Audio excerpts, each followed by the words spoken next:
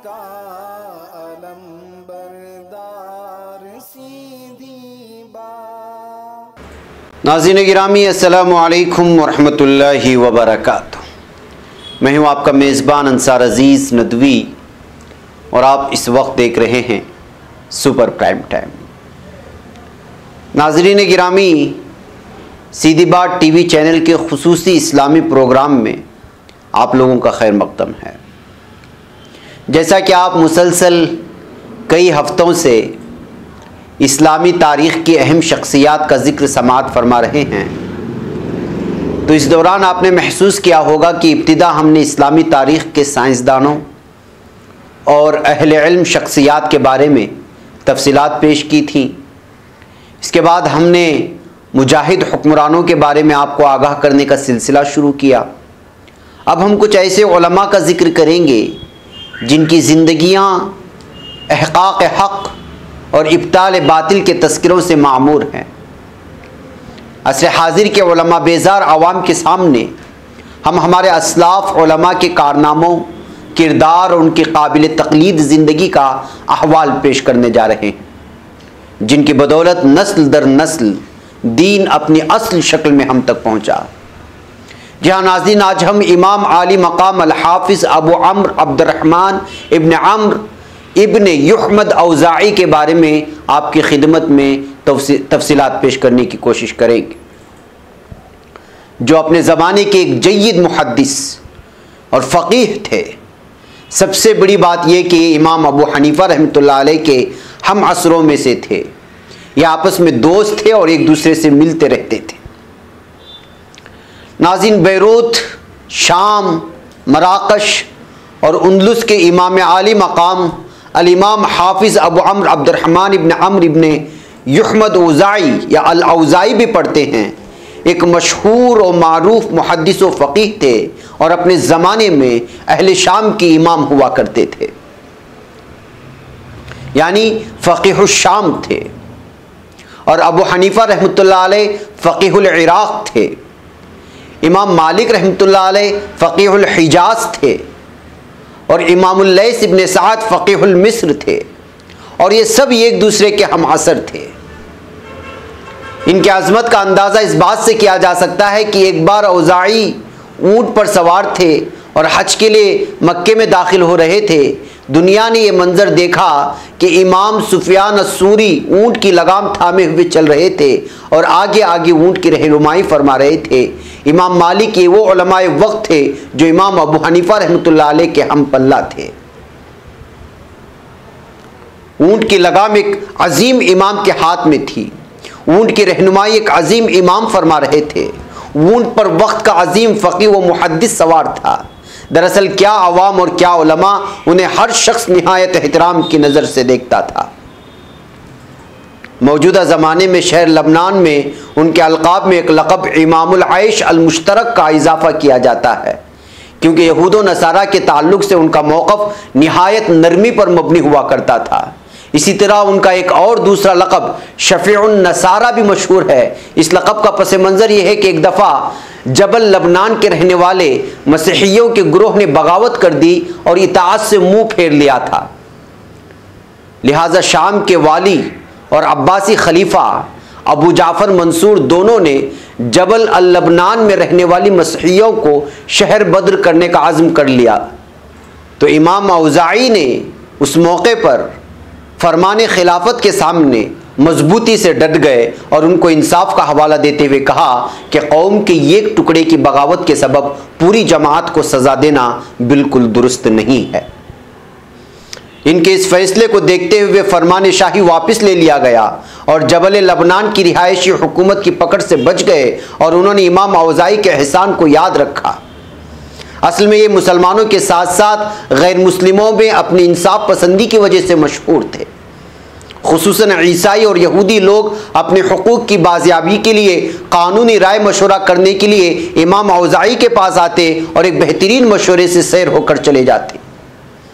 ख़ास तौर से उन ख़वातीन के हुकूक के चैम्पियन थे जो मुसलमानों से निकाह करती थी और नाइंसाफ़ी का हदफ बन जाती थी। अफसोस कि आज हम अपने हल्क़े उलमा में ऐसी फराख दिली नहीं पाते और अक्सर इस तरह का तबसरा आवाम की जानिब से आता है।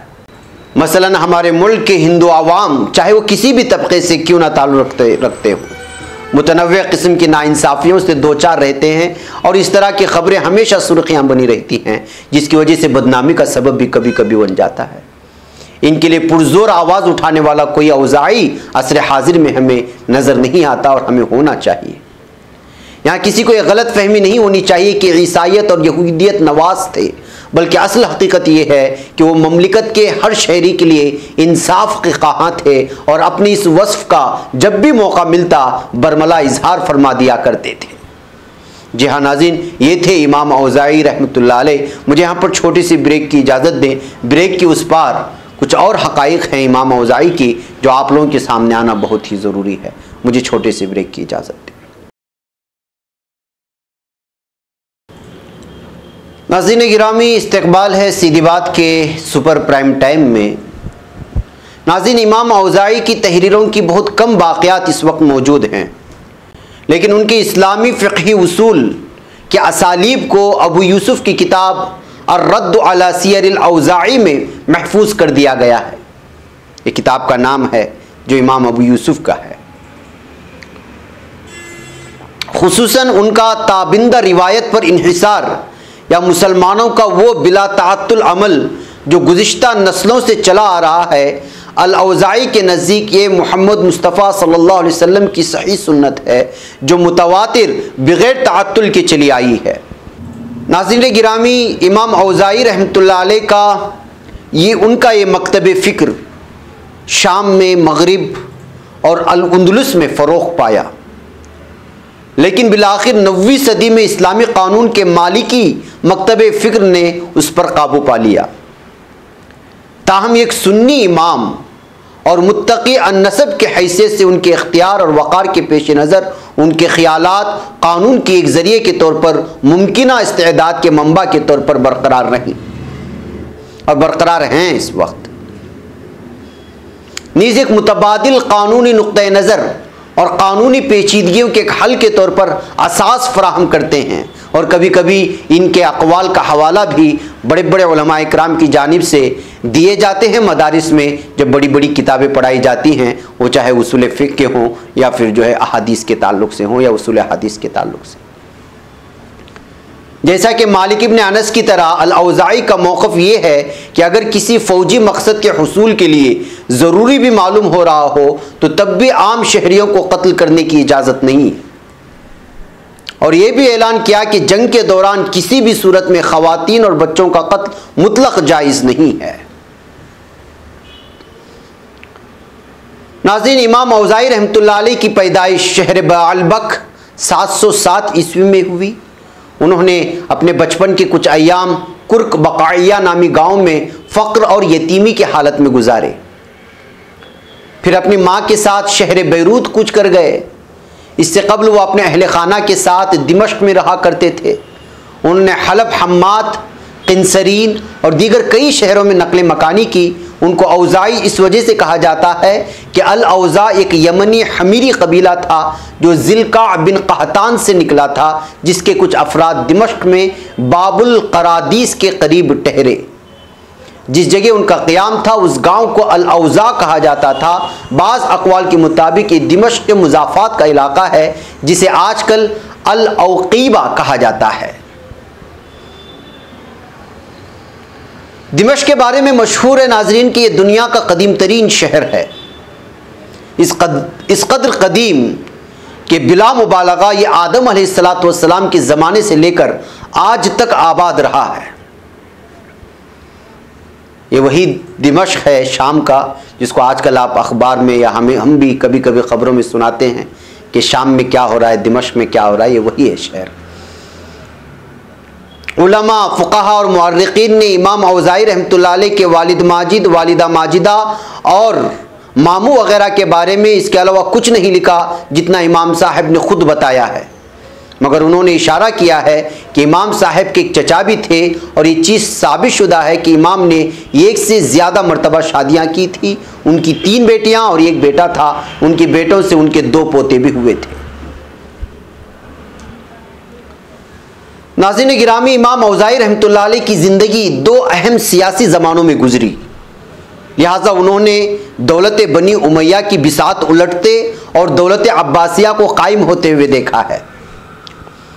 उनके मासिर खुलफा में अल वलीद इब्न अब्दुल मलिक, सुलेमान बिन अब्दुल मलिक, उमर इब्न अब्दुल अजीज़, यजीद बिन अब्दुल मलिक, इब्राहिम बिन अल वलीद, मरवान बिन मोहम्मद, अबुल अब्बास अस्सफ़ा और अबू जाफ़र मंसूर थे।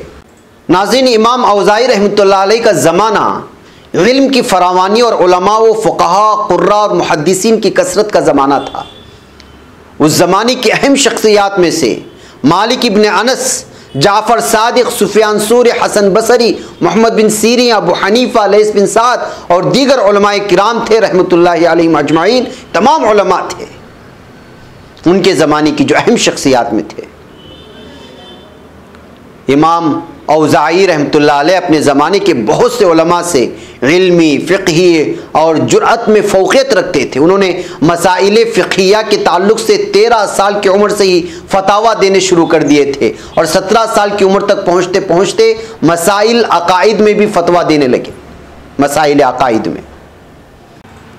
और इमाम औज़ाई रहमतुल्लाह अलैह इस इस्लामी कायदे अर्रिहलतु फ़ी तलबिल इल्मी पर बहुत मजबूती से ईमान रखते थे। इसी सबब उन्होंने यमामा, बसरा, मदीना मुनव्वरा और बैतुल मक़दिस वग़ैरह का सफ़र किया, कई मरतबा हज बैतुल्लाह किया। यही वजूहात थी कि उलूम दीनिया व शरइया में बहुत गहराई व गिराई रखते थे।